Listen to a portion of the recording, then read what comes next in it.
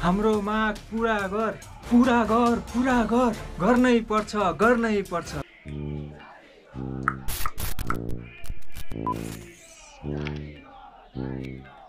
तपाईको माग के हो? मेरो माग सुन्नुभयो भने हजुरको आँखाभरि आँसु आउँछ। बिचरा के हो माग? मेरो स्यालेरीले घर पनि चल्दैन। सबै बच्चाको बोर्डिङ स्कुलको फी तिर्दै सकिन्छ। माग चाहिँ के हो? मेरो बच्चालाई बोर्डिङ स्कुलमा फ्रीमा पढाइदिनु पर्यो। आफू चाहिँ सरकारीमा पढाउने, छोराछोरीलाई चाहिँ बोर्डिङमा पढाउने। सरकारी स्कुलको पढाइ नै राम्रो छैन।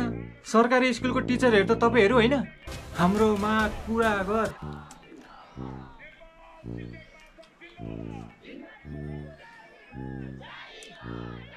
तपाईको माग चाहिँ के हो?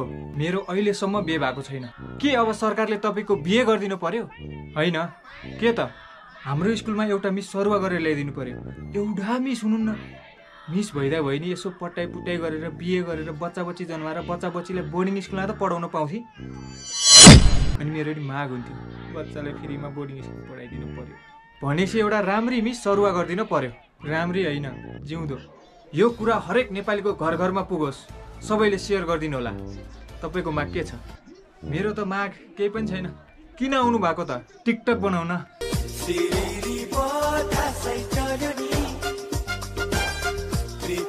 विश्वास पनि कसको गर्नु खै?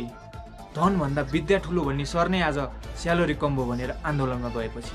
भाइ बहिनीहरू, मैले विद्या ठुलो भने होइन, विद्या मिस ठुलो भने।